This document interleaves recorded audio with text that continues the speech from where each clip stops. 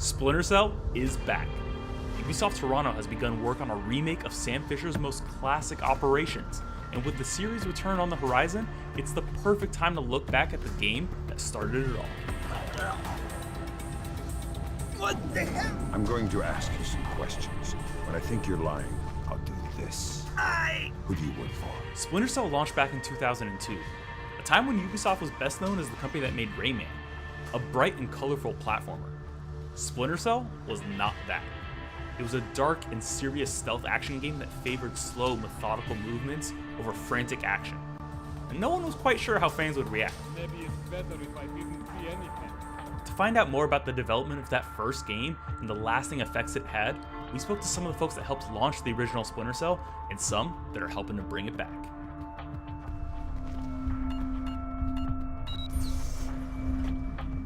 Sam Fisher. I can't believe you beat me here. I like to be early. Very first time we really understood that we had a hit in our hands is, I guess, when we were talking to Microsoft. Like, we had that feeling, that gut feeling, but it wasn't validated by anything, and we never had a hit before at Ubisoft, like not a big one like that. When Microsoft came to us and looked at it, they knew also something was up, and they were considering it for their E3 showcase at the time for showing off the Xbox. And it was super scary for us because we're like, how are people going to react? We don't know because it's very dark. Is it going to come through nicely on the screen? Is it going to show off its colors? The feedback we received from E3 was so incredible, so it just gave us a huge push to get things done and get this game to the level of the expectations. Probably for E3 and for our competitors and for for players at large, it probably came out of nowhere. There was this whole, who is Ubisoft? It was a transformation of what Ubisoft could do and how they were regarded. That was very special because at that time at Ubisoft Montreal, we were producing games, but we were not in a AAA mindset at that time. And this game became somehow a great inspiration from the teams. And from that moment, when Splinter Cell did release with very cool feedback and nice reviews and nice popularity as well, this has been an incredible trigger for the whole studio to reach for this level of achievement for other games. But what exactly was it that drew in audiences at that E3? What did Splinter Cell do that set it apart from the crowd? The answer, as it turns out, was pretty black and white. Light, shadow. It's instantly relatable and instantly something that you know how to play with.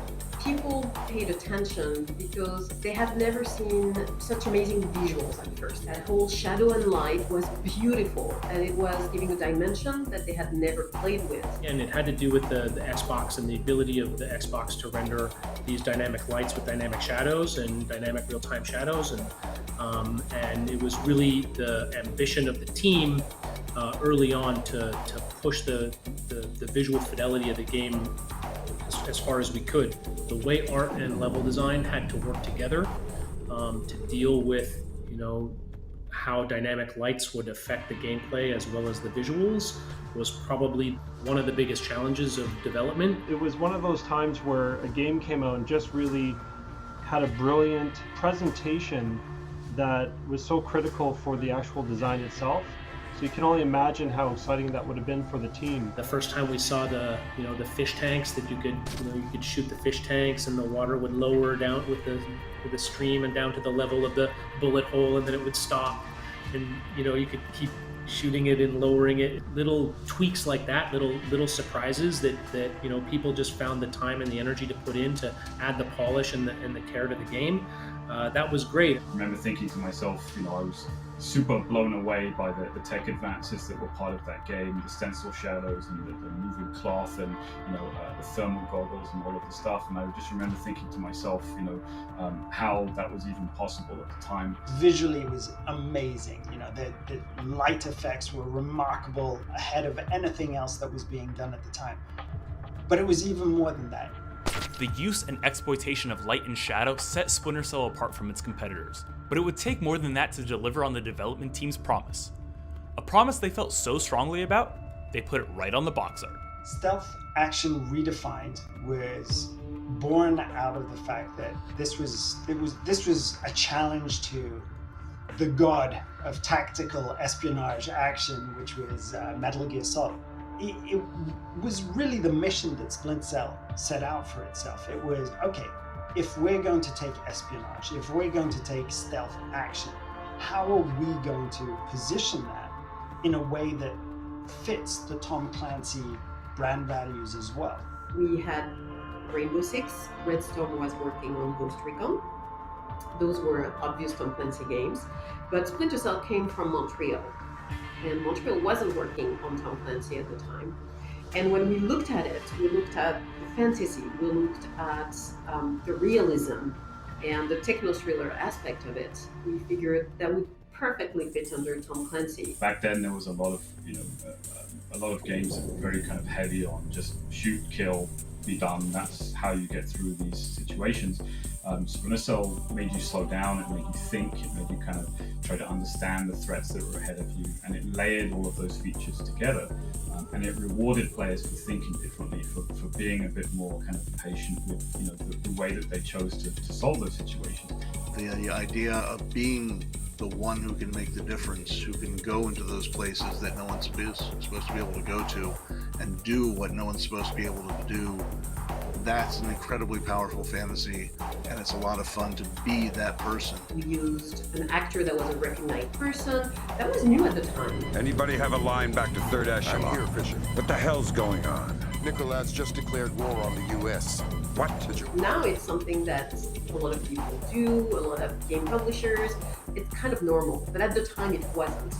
And we really looked at it like, first it was a Clancy brand, so we looked at it like something bigger than just a video game, marketed it that way, and created a persona. Sam's a great character. He's smart, he's funny, he's fast, he does what he can do with a minimum of waste. He's high speed, low drag, and he's just an incredibly fun character to play. While Sam is unequivocally the star of the Splinter Cell franchise, let's be honest, he'd get nowhere without his signature night vision goggles. Not only are they an essential tool in Sam's arsenal, they're the symbol of the entire franchise. Those 3 green dots and that iconic sound, yep, that sound is enough to know exactly what game you're dealing with. The sound came in very late, and I think that we didn't realize how important and valuable it was until someone said, we really got to have a much more iconic sound in here somewhere, and it had this kind of very military feel to it. We were trying to create something that felt very realistic and modern, and just because of the speed at which technology moves, it kind of became its own thing in time, and it adhered to sort of the genuineness of it and kind of stuck. 19 years ago, Splinter Cell put Ubisoft on the map and changed the landscape for stealth action games across the industry. Now, thanks to the upcoming remake, a brand new generation can experience the best Splinter Cell has to offer. For future updates on the Splinter Cell remake, follow this channel and visit us at news.ubisoft.com. We've talked about the Metal Gear Solid remakes coming, we've talked about the future of the Ghost Recon franchise, but now let's talk about Splinter Cell. Ubisoft is trying to revive a lot of their old, popular, unused franchises, most notably Splinter Cell and the Prince of Persia franchise, which are both set to receive big budget remakes alongside other games in their respective franchises. So let's talk about the Splinter Cell remake first of all.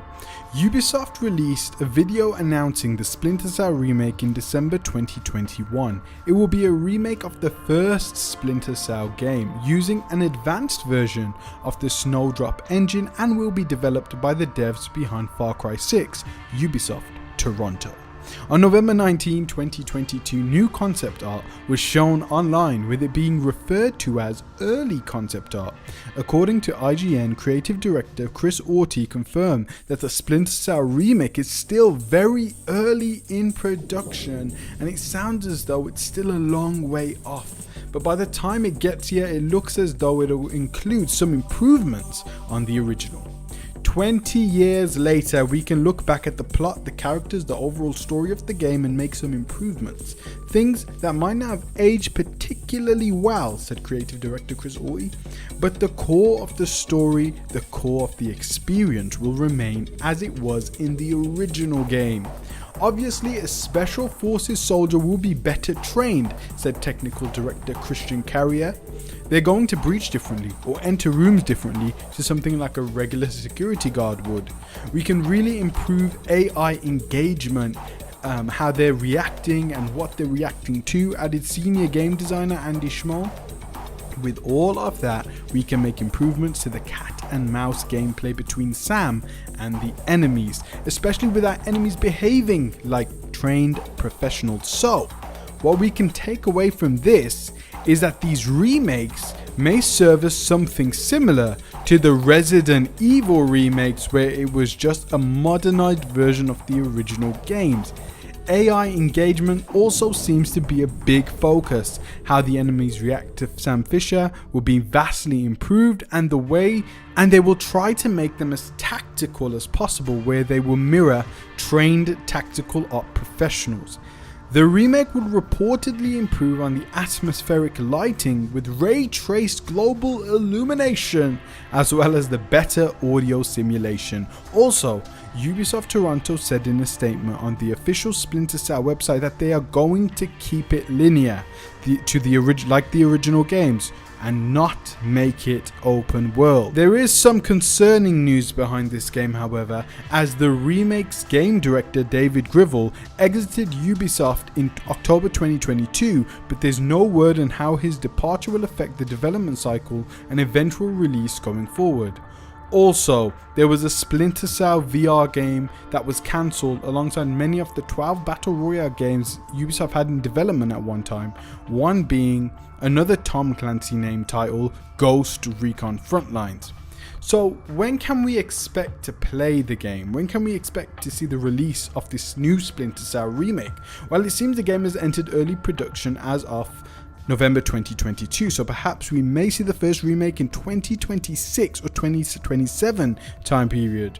Ubisoft has so many games in development, with 10 plus of those being Assassin's Creed titles. There's an Avatar game using Snowdrop engine alongside a massive galaxy-sized open-world Star Wars game that will also be using the Snowdrop engine. However, it seems we may know what is next for the Splinter Cell series beyond the first remake.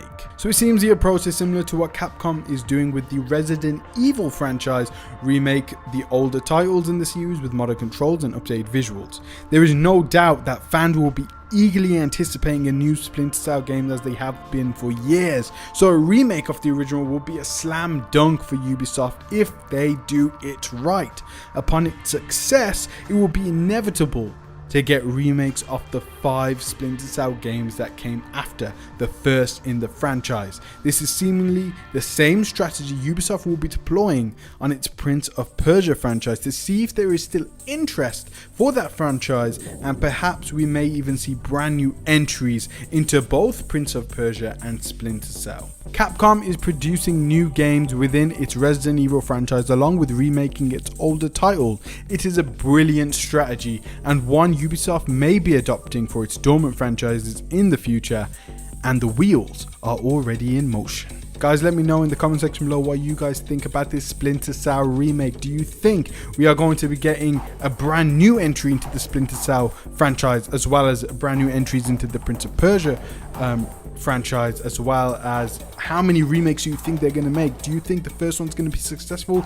Are you confident in this team in making the remake for the Splinter Cell franchise? I hope they do a good job. But guys, thank you so much for watching. Peace out, God bless, and I hope to see you on my next videos. Take care, guys. Not